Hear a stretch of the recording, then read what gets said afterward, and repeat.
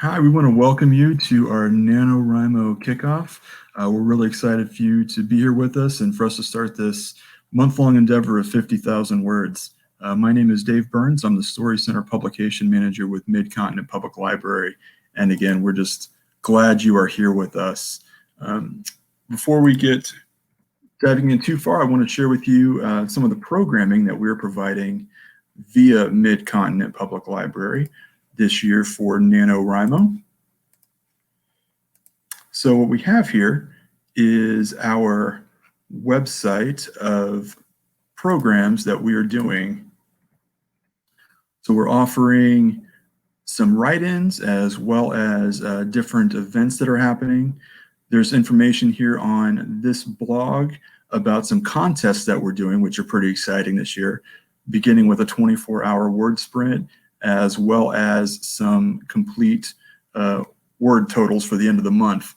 And that's all going to be wrapped up at our wrap-up party on the 8th of December. So please feel free to check that out. Registration is required, so check out those events if you'd like to join us. Also have some resources for writers here offered through Mid-Continent Public Library, as well as some available books that you might find interesting as you're kind of digging into Nano, hopefully giving you some inspiration or some information how best to tackle all of this year.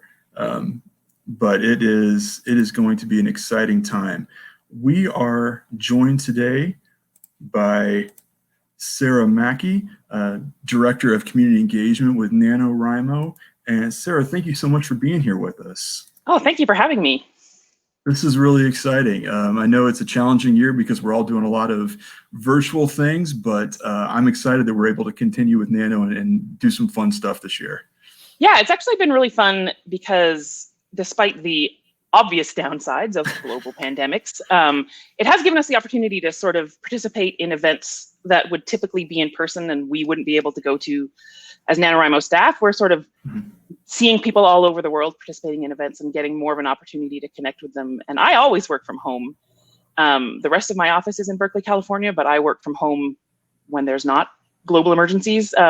So I actually feel like I'm getting more than my average socialization because so much is online this year that it's kind of a nice novelty for me. Well, that's a very positive look at this. So it's easy to feel positive about it when you haven't had to completely shift your entire life to try to work in like a tiny corner of your house. I was at least set up for it already. You were kind of ready for it. Well, that's good. That's good. Well, we're really excited to kind of tackle Nano this year and very excited to have you be here. And so I figured this was a great opportunity just for us to talk a little bit and learn a little bit more about NaNoWriMo. A lot of people, I feel, are involved each year, but they may not kind of know the history of it and just kind of all those pieces. So I'm glad you're here. So starting out, if you don't mind, kind of how did National Novel Writing Month get started? So way back in the last century, in July of 1999, a guy named Chris Beatty, who lived in Berkeley, California, convinced 20 of his friends that writing a first draft of a novel in a month would be like an interesting thing to do to talk about at cocktail parties. And you know, it was the .com era in the Bay Area, and so people were kind of experimenting with a lot of things. And yeah, so they decided they would try to write a novel in a month and see what happened. And they were kind of surprised to learn that it did give them something to talk about at parties. It also gave them an excuse to like have parties, but it also turned out to be like ludicrously fun. And I think that was the part that nobody really expected, that usually when you're one of those people who's always said, oh, I want to write a novel one day, but it feels really overwhelming. Or if you're one of the people who actually does try to write a novel, you're sort of toiling away in solitude. And so what they discovered that year is that writing doesn't have to be a solitary activity. And it's an activity that benefits so much from the support and sort of the positive peer pressure of writing with other people. And so they had so much fun and wrote so much more than they ever expected to, that they decided to do it again the next year. And they moved it to November that year. And in 2000, 140 people signed up to do it. And then in 2001, 5,000 people showed up. And so that was sort of the year where it like tipped into one of those things on the internet that people kind of know about. And this was, 2000 and 2001 was the days before social media.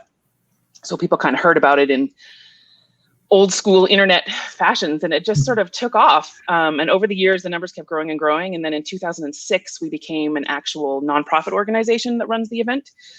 And it's just been growing ever since. Wow, that's amazing. I actually for kind of NaNoWriMo prep, I read Chris Beatty's No Plot, No Problem this year. So I read it a couple weeks ago, and it was really cool to see how that all came about. So it's kind of wild, like how fast it all happened. Like once it took off, it turned into a whole thing. There was obviously this untapped market of people. Market is a word I don't like. Untapped audience of people who were just really eager to do something for the sake of doing it, and not because they were trying to, start a side hustle or make a career out of it or do something to put on their resume, but just something creative for the sake of creativity. And I think that there was a real void that this event filled, that people could do something just for the fun of it and for the joy of it, and finding other people who like to do that too. And it's just built this incredible global community that's really amazing. That's really cool. Yeah. And kind of talking about just the purity of the event for the event's sake, which I think is kind of cool. Even when we became a nonprofit and sort of got more structured and a little, we're an actual nonprofit organization with a board and all that, but we've always been very careful to keep our focus on creation and not, publication, and not purity. There's never been any sort of, nobody's ever going to read your work if you don't want them to. And it's all about the act of creation and not the product of creation. And I think that that's a rare thing in this modern world. And I think it's why it's so successful. I agree. I think there's a lot of pressure, especially in the writing world. You've written a book, so now the pressure is to get it out there and do something with it. And some people just want to write and just enjoy the process. So, and I think the thing that I really like about NaNoWriMo is that both can coexist seamlessly. Like there are a lot of people who use NaNoWriMo to write novels that they want to publish. And a lot of novels have started, like published novels have started as NaNoWriMo novels, but that person can be sitting next to the person who is writing, a truly ludicrous self-insert fantasy novel, and that they never intend to show anyone. And they are both working towards the same goal and supporting each other in the same way. And whatever you're writing, the support and the camaraderie and the motivation of, word count goals and badges that you win for reaching certain word count milestones and stickers is like, that works the same, whatever your eventual goal is. Everybody loves a sticker chart, and we really have harnessed the power of stickers in a way that I think is underestimated as an effective tool in motivating people. Agreed. So I know Nano has just grown leaps and bounds from when it started. About how many countries and folks participate each year? Do you have a rough feel of that? Yeah, so we have what we call NaNoWriMo regions, where our local volunteers, who are called municipal liaisons, organize local writing events and get-togethers, and sort of creative communities are built that way. They are in 70 countries on 6 continents now. In 2019, in all of our programs, including NaNoWriMo and our Camp NaNoWriMo programs and our other programs throughout the year, we had 455,080 writers. That included 104,350 students and educators through our Young Writers program, which is our program that we do for K-12 students who can write either on their own or in their classrooms. And we have workbooks and lesson plans and curriculum-based materials for teachers who want to teach it as part of their creative writing or their English or language arts classes. We have materials for classrooms for that. That's also, over 100,000 students and educators who participate in that as well. Wow, that is amazing. That is so cool. So how did you get involved with NaNoWriMo? So my first NaNoWriMo was back in 2002. So I wasn't, the earliest guard, but I was pretty early on in the NaNoWriMo universe. And I found out about it on one of my online message boards back in 2001 when we were first, sort of getting into the message boards. I heard about it. And then in 2002, I was in the last year of my English degree. And I was like, sure, I don't have enough term papers to write. I'll write a novel as well.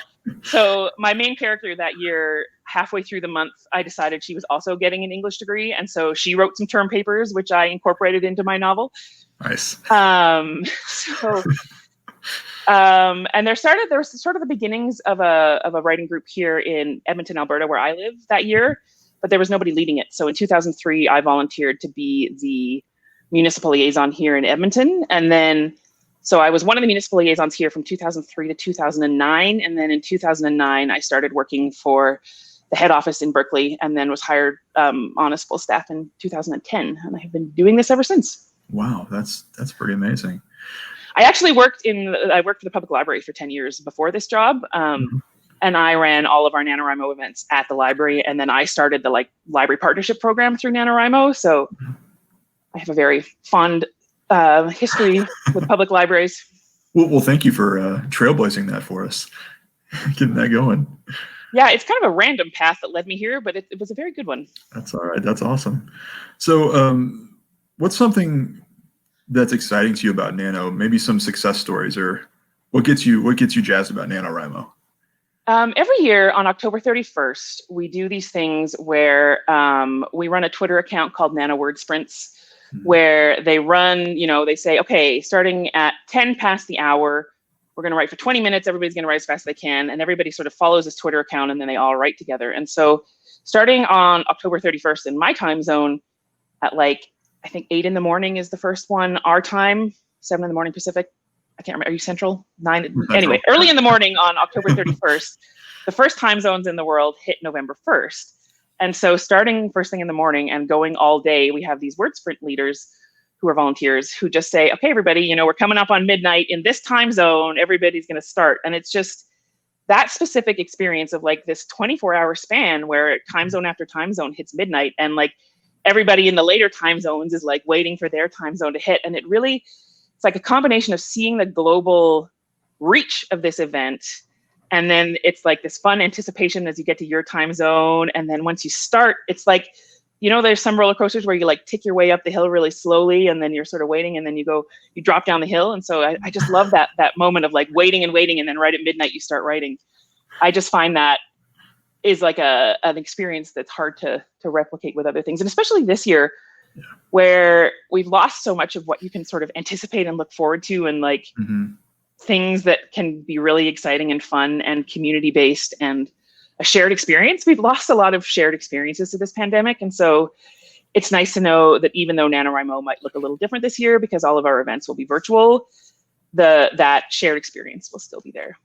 I like that you said that, because we've been doing NaNoWriMo kind of prep write-ins for the last couple months, just giving people a chance to get in and, outline or whatever they need to do. And that's been a pretty common theme of people saying, even just getting together virtually, that's what they enjoy about NaNoWriMo, is the experience, a shared experience. So I'm glad that even in this challenging time, we're able to offer that to people in unique ways. So.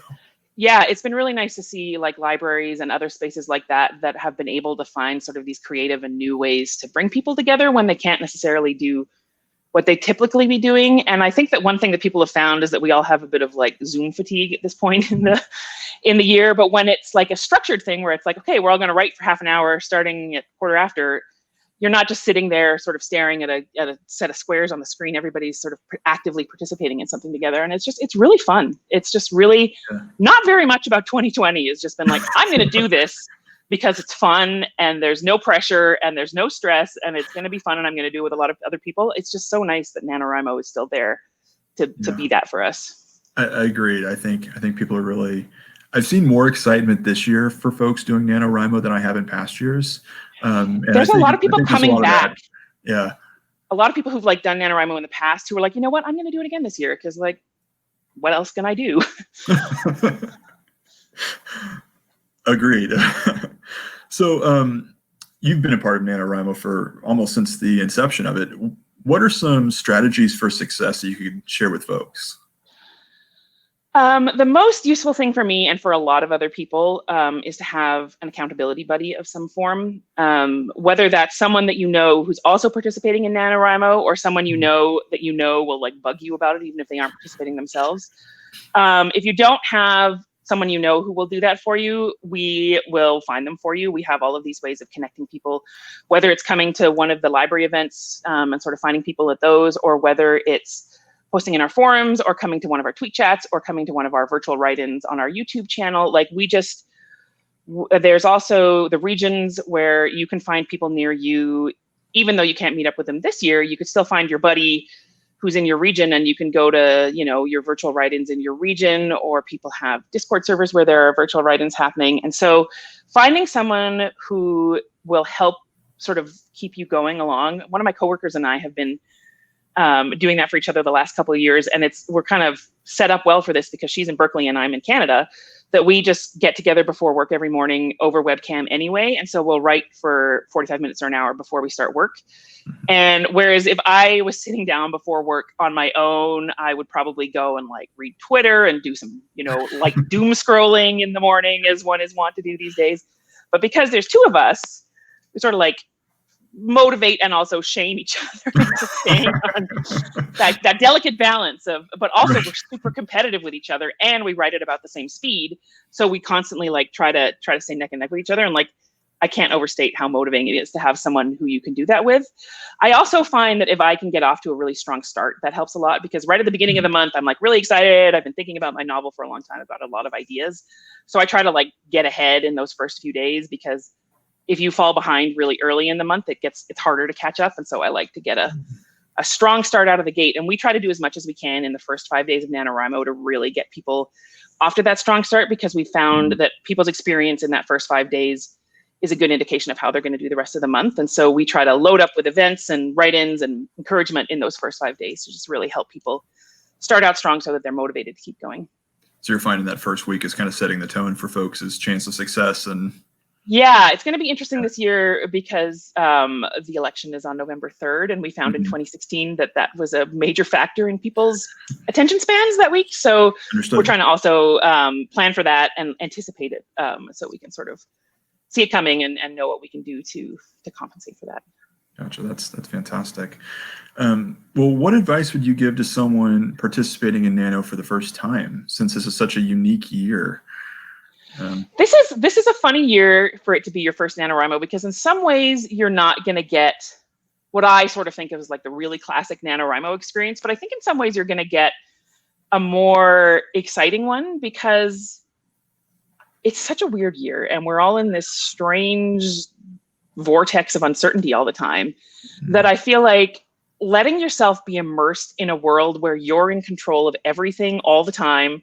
You make the decisions, nobody else's decisions get factored in, you can control it. And so I think that there's more appeal than ever for what, I'm just going to shut down my news feeds, and I'm going to turn off my text alerts, and I'm going to just immerse myself in my own stories. I think that this is a year, but that's the greatest gift you could give yourself when you're just surrounded by breaking news at all times. Turn it all off, dive into your imagination, and see what's waiting for you in there.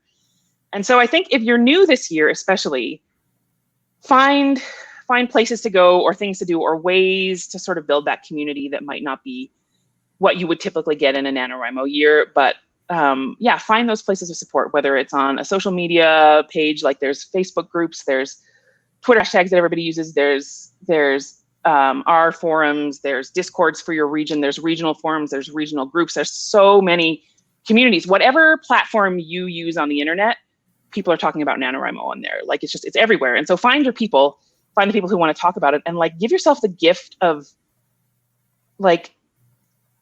unstructured fun that's not determined by what's going on in the world around us. Just let your imagination take the lead in a positive way, instead of your imagination taking the lead about imagining what's going to happen a month from now. Turn that one off and go into your fictional worlds for a while, where you get to decide what's happening.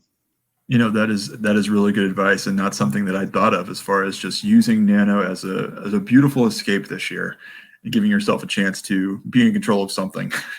Yeah, we're not controlling very much these days. So the idea of this character is going to do what I tell them to do, and there's nobody who can tell me otherwise, is quite satisfying. Or world building, where you're in this world, there are no pandemics. And I'm going to be interested to see who writes pandemic novels versus who goes full escapism. I think it's going to be interesting to see what people sort of decide to do with that. That will be really interesting to see what comes out of this year, because there's a lot to process in real life. Yeah, and one thing I find very effective is if I'm really worked up about something, I will make my character be worked up about something similar but not identical, so I can sort of work through the emotional side of it without actually working through the specifics, so that I'm not bogged down again in like reality, which is fairly gloomy at the moment, but I can still sort of go through what do I need to think about, what do I want to be sort of considering right now. And it has the double bonus of gives me a word count boost and sort of gets me figuring out where my head is. And it's just, yeah, it's truly a great escape at the best of times, and even more so this year, I think. That all sounds absolutely correct. Yeah. Well, is there anything that we didn't discuss that you'd like to talk about or bring to everyone's attention? I would say just come find us on whatever platform you use, like NaNoWriMo.org. You can see scrolling along the bottom there. That's our website. And we have robust resources and support there to help you write. You can track your word count, see how many more words you have to reach. We make graphs. You've probably looked at a lot of graphs in 2020 that like make you feel bad. We have graphs that will be like encouraging and make you feel better. Friendlier graphs, lots of charts. You can earn badges on our site. And so it's just, we really tried to make it a website where you are motivated to keep writing by returning to the website when you've finished writing, and kind of keep people coming back. And then we also have a very, very robust forum where you can chat with people about literally anything you can think of. So if you're stuck on a plot point, or you need a name for a character, or your character has a job and you don't know anything about that job, but it's very important that your character have that job, you can go to our reference desk where they can tell you, like you'll find someone who does that job and will happily answer all of your questions. And so just this incredible community. But then even beyond our website, you can find us on most social media. And there's just everywhere we are, there's this incredible community. And we're sort of this very small nonprofit organization. Our staff, there's about 10 of us on staff. But what makes it so amazing is that the community that's built up around it is everywhere. And they just want you to succeed and write and have this joyful month-long experience of sort of prioritizing your own imagination in a way that adults don't get to do very often these days. So, and I will also say, if you have kids, and especially if you have kids who are distance learning and they are around all the time, ywp.nanowrimo.org is our Young Writers Program website. And we have teacher-based, like educator-based materials for any teachers who want to do it, but we also just have materials for kids who want to sign up and do it. And we have forums for teenagers and support there. And it's that one of my favorite things to see is parents and kids who write novels together in November. And so if you feel like you spent way too much time with your kids in the last 7 months, having this fun project you can do together where it's not about, grammar or spelling or 5-paragraph essays or whatever, you're just sort of creating these fictional worlds together. That can be a really meaningful experience, I found, for parents and kids alike. And so check out our Young Writers Program website, because teachers also can't believe how effective it is to get kids writing in a way that they're really passionate about, and kids love it. And we now, because NaNoWriMo has been around now for more than 20 years, we've got adults in our adult writing program who came up writing through the Young Writers Program. And it's like life-changing to be told, tell your story, write your story matters. We tell them that as kids, and then they turn into these adults who are like, great, what am I going to do next? I can write a novel in a month. What else can I do? And so it's kind of a profound experience. And like, it was pretty profound for me the first time I wrote a novel in a month. And I can't imagine what that would have been like if I'd done it when I was 10. Yeah, that's amazing. And could you repeat that web address for the young? Oh yeah, it's just YWP for Young Writers Program .nanowrimo.org. Great, thank you. Yeah, because I know we've got a lot of folks who are wanting to be involved in that aspect as well. So that's wonderful. Well, this has been absolutely wonderful. Thank you so much for being here and chatting with me and just sharing a little bit about the history and just where Nano's going. This has been fun. Yeah, it's been great. If anyone watching this has questions, I also run our Twitter account. So come find me at NaNoWriMo, and you will get me if you want to ask a question over there. That is perfect. Well, again, Sarah, thank you so much for being here. And I'm going to go ahead and, again, put our link at the bottom here. This is for our NaNoWriMo page for Mid-Continent Public Library, so all things that we have going on. Feel free to check that out, as well as nanowrimo.org. And one last piece, we do have our Story Center website that I put here scrolling at the bottom. For those of you who may know that our programs are provided by the Kauffman Foundation. So if you would be willing to go to that site and just fill out our online survey and let us know if you've enjoyed this program and any suggestions for other programs you might have. We'd greatly appreciate that. So with that, again, Sarah, thank you so much for being here. And for everyone who's doing Nano, best of luck. Happy writing, everybody. All right. Thank you so much.